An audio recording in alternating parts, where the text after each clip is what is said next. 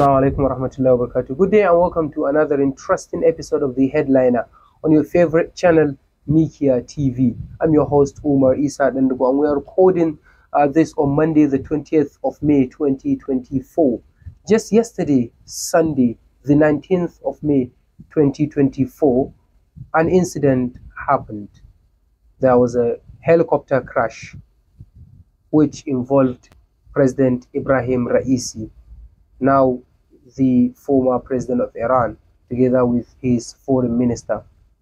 The accident happened between the border of Iran and Azerbaijan when they were on their way back home to the capital, Tehran, after commissioning a dam project there.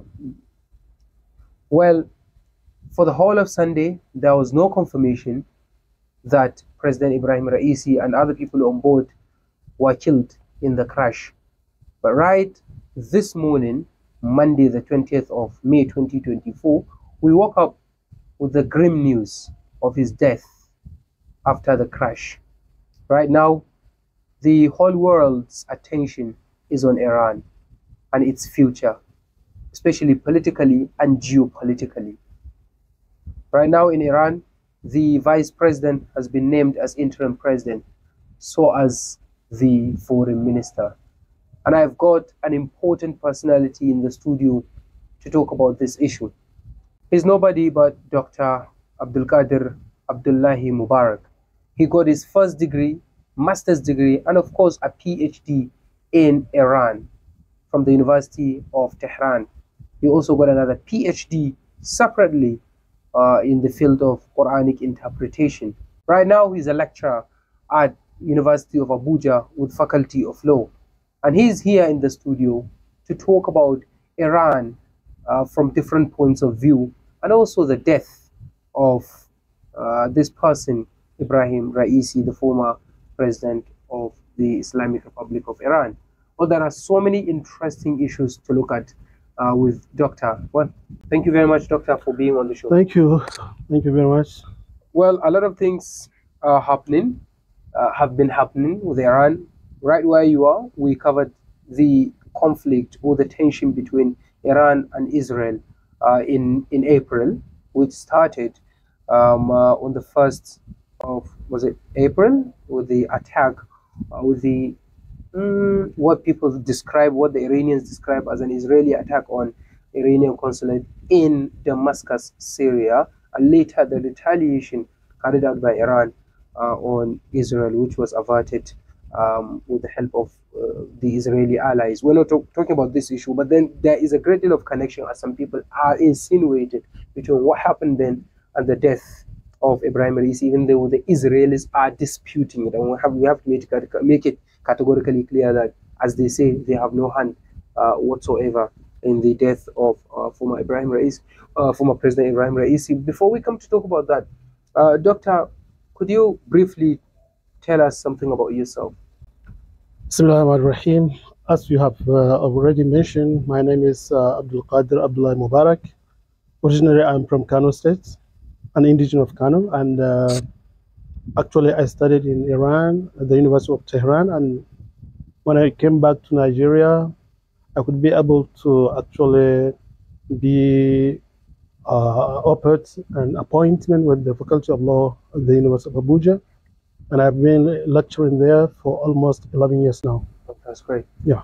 When did you get the opportunity of going to Iran to study? Well, I have been in Iran for a long time, maybe since 1990. Wow. Actually, I happened to be in Sudan, where I also joined African University there in Khartoum. From 87 to 1990. Wow. Yeah, so you did a degree I there? got a diploma there. Okay, yeah. On Islamic studies. Good. And from there, I could be able to also travel to Karachi in Pakistan. Yeah, to join another university, Imam Hussein University there. From there, I could be able to also enter Iran. And actually join the Tehran University. You said enter because there is a border, I suppose, that's between a border. Pakistan and Iran. Did you just sneak into Iran? No, not sneaking, actually. Okay, I got an admission. Okay. After getting an admission, I could be able to enter. When I say enter, because I actually went to Iran by road. Okay, yes, because of the land border that they're sharing. Okay, was it a scholarship you got to study? Yeah, I got a scholarship from University of Tehran at that time. And then, so I could be able to just buy autobus ticket and then join and enter Iran by the road. I'm particularly interested in Pakistan, of course, because of its relations with India and because of its strategic position there in that part of the world. Did you also get a scholarship to study both in Sudan and Pakistan? Well, in Pakistan, Imam Hussein University in Karachi, also they gave me a scholarship also at that time. When I was in Sudan also, you know, African University was being run by Saudi Arabia at that time. So also I was on scholarship also. So you've been on scholarship for years. Exactly. Oh, excellent. So so now fast forward to 1990 when you happened to find yourself in Iran. What did you apply to study and what did you get? Well, you see, actually I applied to study law and I got it. Okay. And so I studied law I started actually studying law, LLB. Yeah. So LLB I studied for 4 years, and then later on I could be able to also pass the examination, because after, even if you have you graduate, you like to further your education, you have to also write another examination for postgraduate studies. So also I could be able to get the admission into the LLM. And then when I graduated also from the LLM, I wanted to actually go to Canada at that time to continue my education, to further my education at the PhD level. At that time, I couldn't be able to get any scholarship from Canada at that time. To Canada from Iran. Because so of the tension I tried. Between Iran and no the West? tension.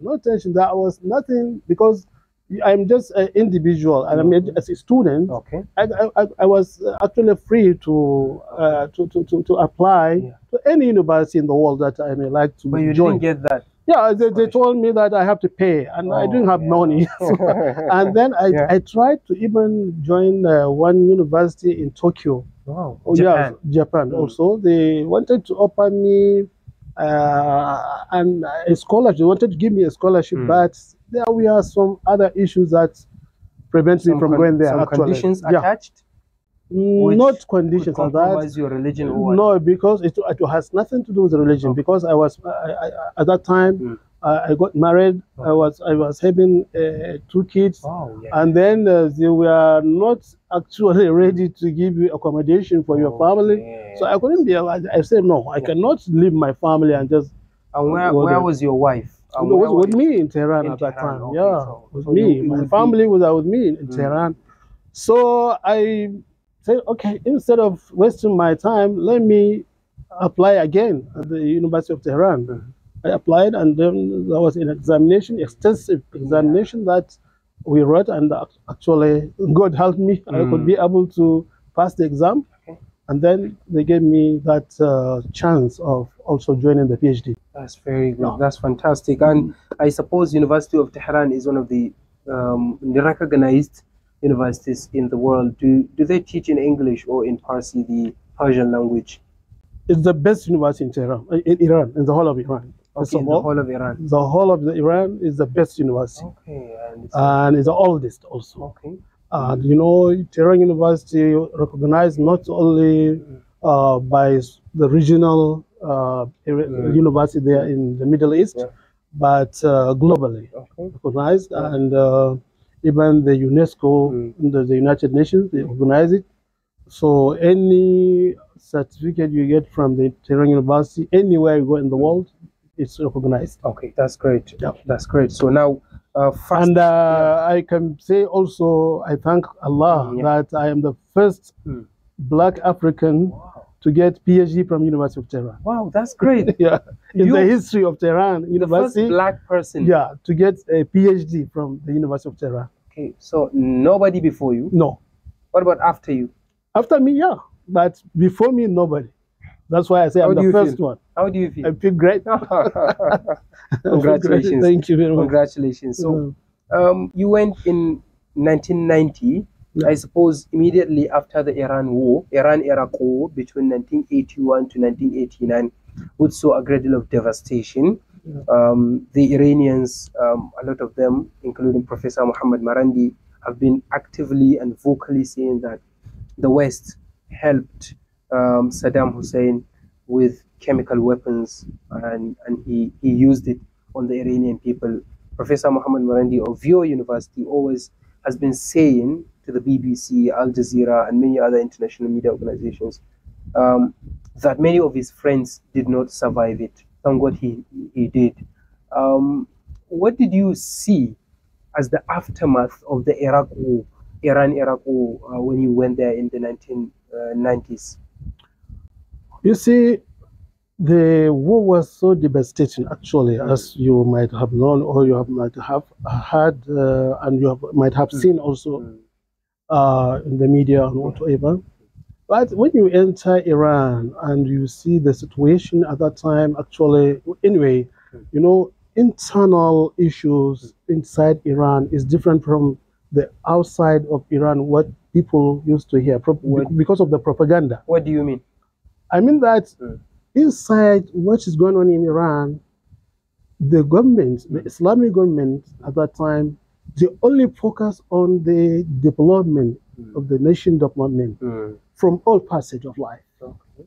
Economically, socially, whatever you can think of. Because if you compare the regime, the Islamic government, and the former Shah regime, there was a great difference between the two together. Okay. You can see at that time, even though I was not in Iran during the time of the former, the Dema Shah, I was not there. Yeah, you were not there, definitely. Yeah, I was before the 1979 I was even in the primary school, I think, at that time. Yeah, definitely.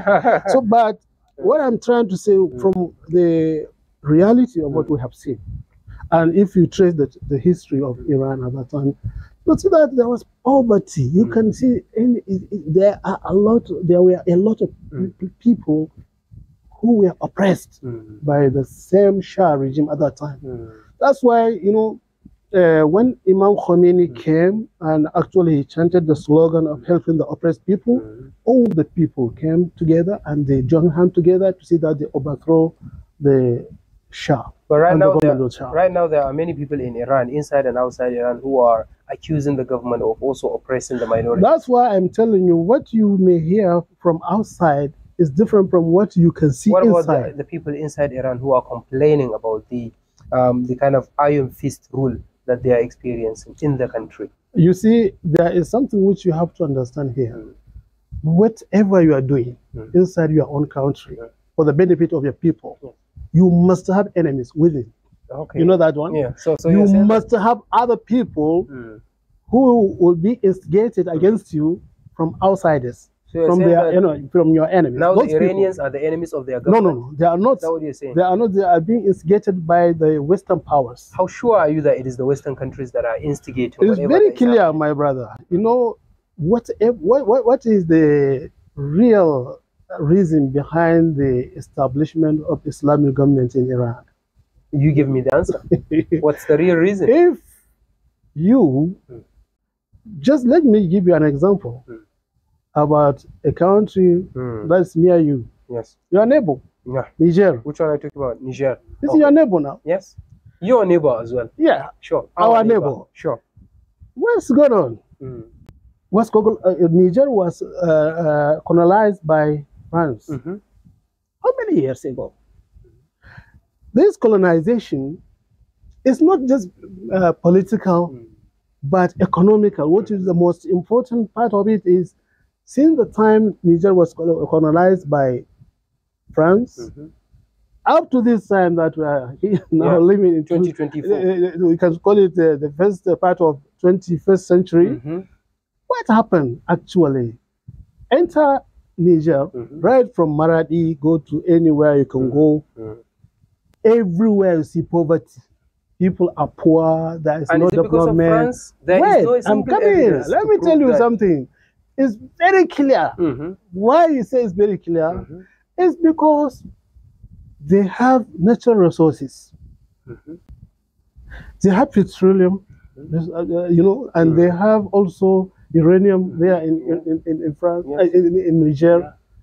But one agreement that was made after the colonization during one of the French president at that time, that the Niger government cannot use their own resources freely, without the interference of France. But and even some percentage must go to France before they can use even their own actually external reserve, whatever they may have. Foreign reserve, the foreign reserve has to go to French banks, and they can, if they want to withdraw something out of it, they have to write it to them why and what they want it for. It's my own. Yes. So all this kind of issue, my brother. Now, when Niger say France, go out of my country, leave, America, leave. I don't want any other foreign colonization. Yeah. What is a foreign colonization? But they have invited the Russians. This is something else. I mean, yes. No, there is a difference. The difference between the Russians and the Americans and the French? There's a difference between the two, my brother. It's very clear. Africans. They are foreigners. To the Nigerians, the Russians are as foreigners as the Americans. Wait, let me tell you something. The issue is not whether Don't tell me the Russians are better. No, wait a minute. Let me tell you something. The issue is not whether you are African or this is a white man or whatever. The issue is the reality of the influence. What do you want from me? Are you coming to help me, or you are coming to actually use me and get something to exploitation? Now you are trying to say that the Russians, France, they came for exploitation. Okay, and the Russians do not have this intention. Because they have done it in many other countries. Okay, now what they happened? Were in Mali before. What can you say about the invasion of the Soviet Union of Afghanistan in the 1980s and 90s? What happened, which led to the creation of Taliban? No, so you are now saying that some people there is a difference between Soviet Union and the Putin's government. Okay, now the Russian government. The former Soviet Union was having its capital in Moscow, getting orders from Kremlin, I believe, and the same as the Putin's there is a difference. The politics differ. You know, at that time. You have two superpowers in the whole world. Yes. You either belong to America or to the Soviet Union. You're talking about the bipolar system. And between the two, there was such kind of actually Cold War was happening. Cold War happened actually. So now right now there is no Cold War. The same America used Gorbachev to dismantle the Soviet Union for their own benefits. Is this not a conspiracy? It's very clear. It's very clear. People are spreading. Whatever the case may be. You people, the people of Iran, the people of Iran are very much friendly diplomatically with the Putin's government, with the Russians. They helped Bashar al-Assad stay in power in Syria, and there are a lot of things we've seen the friendly relationship going on, and that's why you're saying that it's not that's why better than the Americans. Don't say better or this better is better than better allies. No, the issue is clear. Something which you can say this one is better than this one is when this one is doing good, this one is doing better than this one. But the Western actually countries, so-called superpowers, they don't do any goodness to you and me and to other African countries. And none of them. Even America, even England, even France. They are in Africa. Tell me what we benefit now, we in Nigeria, from America, from England. But remember, what have we actually benefited? Have we benefited anything from them? The forces, the military troops that are now present in, or that are said to be present in Niger, Burkina Faso, and Mali are not the official forces of the Russian government. They are said to be mercenaries. Wagner, you are talking about Wagner. Sure. Wagner is not something which has to be official, and this is very important. Even that you yourself mentioned. This shows that they are not actually coming to exploit the Malian government or Niger government, because they use, it's not mercenaries. You know, mercenaries, when you talk about mercenaries. So what do you call them if not mercenaries? No, let me tell you something. Let me tell you something. Yeah. Actually, I teach international humanitarian law. Yes, sir. You are in the so when we are using some terminologies, I have to correct you in some issues. Sorry for my... No problem, no problem. Because when you talk about mercenaries, it's something that a government established governments can take some individuals to come and work for it, like what happened to the former Libyan dictator, Gaddafi. Yes. He actually brought some other people from different countries. He gave them money, and actually they used and work for him, just for his own interest. Yes. To defend him, to defend his government, to defend his own interest. These people and such kind of people, yeah, you can call them mercenaries. But Wagner in Russia, they are not actually, as you can term them, to be mercenaries. They are what? Because let me tell you something. The Russian government recognized them as a private security company, registered by the established government. So they are whatever they can do. They are established and recognized by their own governments. Okay, let's now briefly move, because we have less than 10 minutes to go. Iran, President Ibrahim Raisi, late President Ibrahim Raisi, died yesterday, Sunday, on the 19th of May 2024, during a helicopter crash.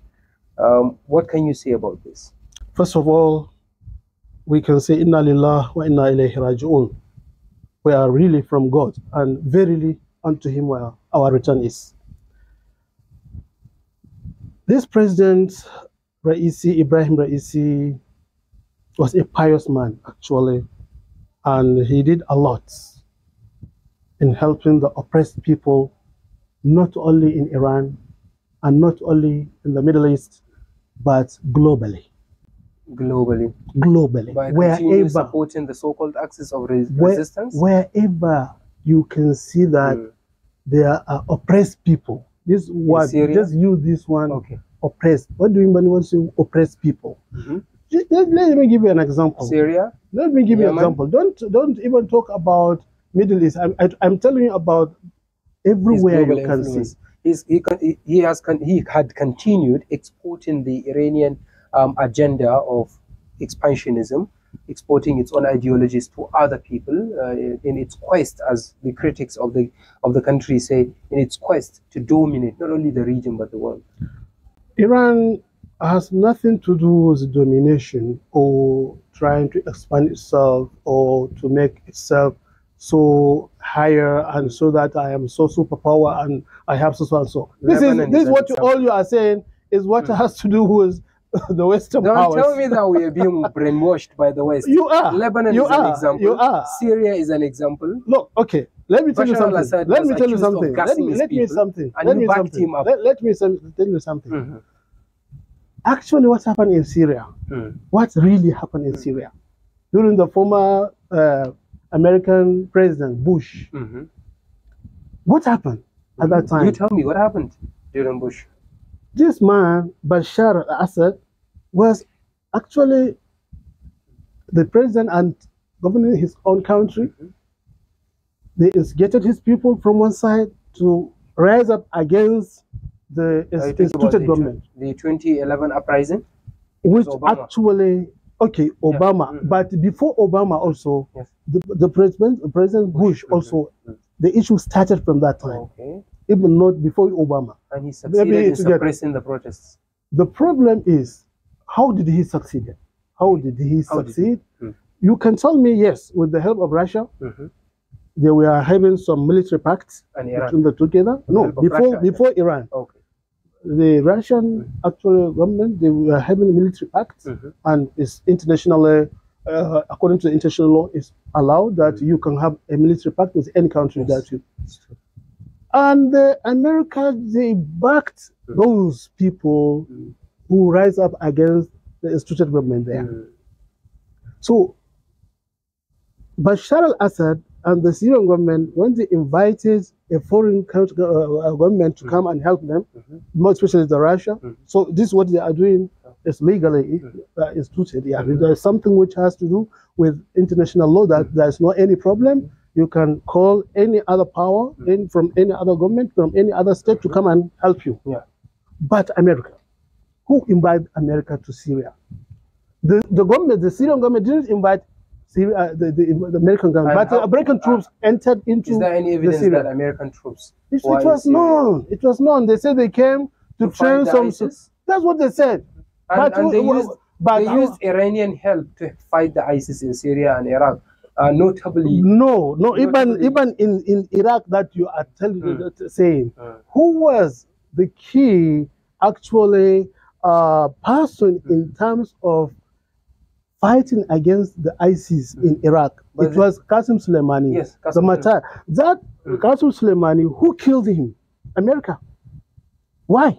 Because they say he was posing a threat to the American existence and American government and troops. It's because the ISIS and America, they collaborate together. So they know that because he was getting to victory on the ISIS. Actually, it was because of Qasem Soleimani that they got victory on ISIS. They did away with them actually in Iraq. Oh, because of Qasem Soleimani. Of course, he was a very strong person actually, militarily and also pious man. And he was responsible for expanding the Iranian influence in the region. Look, very much so. Let me tell you something. Let me tell you something. When you are talking about expanding influence, anywhere in the world, wherever people know that you come to help them, after helping them and they enjoy your help and they actually welcome you, so after they will come to you. I want to know. They will come to you. Want to know and they will listen to you. I don't know the kind of help that Iran has given to the Yemeni people. I want to know the kind. By supporting the Houthis. What do you want? What do you want to say? What I want to say is that the Houthis toppled a government, a legitimate government of Yemen, and whatever happened. I know. I have to say that the Saudis and the Emiratis bombarded the country. They threw a lot of bombs, aerial assaults. With the help of who? Who helped the Saudis against the enemies? Well, critics are saying that America made. It's clear now. America made bombs and weapons. All the world knows. But then the Houthis are also all the world knows. America helped the Saudi Arabia against the Muslim Houthis. The Houthis also are responsible partly because of what happened. Where? In Yemen. How? I mean, you tell me there are so many evidence, so much. No, how are they responsible? By toppling a legitimate government of the country. Is it not? It's natural. Are they not part of the Yemen? They stage a coup, and you are saying that it's natural to have a coup? Of course. To stage a coup. It's getting everywhere in the world. Natural, it's natural. Lawful? No, not. Okay. You mean but what I mean? No, wait a minute. It's something which is happening everywhere in the world. And Iran helped some people. Whoever helped, whatever happened, if there are some people inside a state or a country, and they are not okay with the political situation of their own country, so they can do something to change it. And if they can get the power of changing, so they bring the better actual situation, so people will welcome them, and then everything will go. So briefly, one important thing before we go, where is Iran heading without the president, without President Raisi? Look, my brother, people don't really know Iran. Many people don't know Iran. So you know it. One person in Iran, if one person is taken out of the Iranian political arena, it doesn't mean Iran has finished. Okay. Raisi was a president, and he has gone. We just pray for him. But Iran is still now as it was. Nothing will change in Iran. I'm telling you. Economy nothing. Weak? Everything. And that is what we'll say. This is the weakness of the economy in Iran after the sanctions. The Western powers put sanctions on Iran. I swear to you, if it was any other country, not Iran, to have collapsed since. Is Iran a democracy? Of course not. Ruled by one person, Ayatollah. Democracy. When you talk about democracy, you are talking about ruled by one person. Is it democracy? Is Iran a democracy? Of course now. That's what I'm saying. Yes. And it is ruled by one person. How? That is Ayatollah. So when you say this, that means it's not democracy then. You ask me, is it democracy? I say yes. Yes, but you're telling me. So, but you are bringing something. One person. How can you prove that? How can you prove that? Ayatollah. They have parliament. In charge. The election is being conducted. They have president. They have parliament. They have everyone judicial. Is answerable to him. Everyone is answerable. Look, there's something which you have to understand. Okay. What is the importance of a constitution in a country? You tell me to guide, right?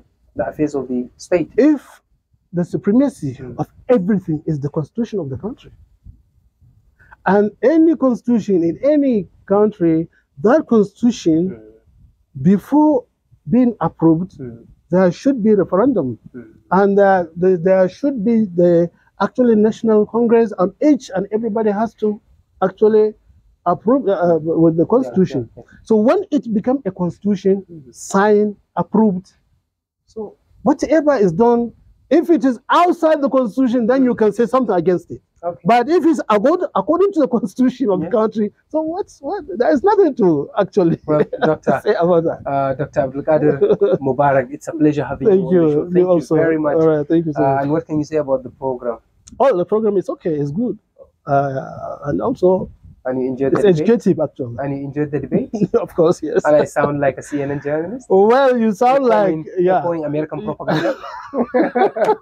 Thank you very much indeed, Doctor, for speaking to us. And we hope when next you are available in town, you will be able at your service to contribute at to your the service. show. Thank you very much on behalf of everyone that has contributed to the production of the show. Dr. Ali Musa at Coventry University in the UK is the producer. Ibrahim Salis Nasser is the cameraman. Muhammad Qutub is the video editor. My name is Umar Isa, and we're saying goodbye and see you very soon. We have another episode, inshallah, on the way.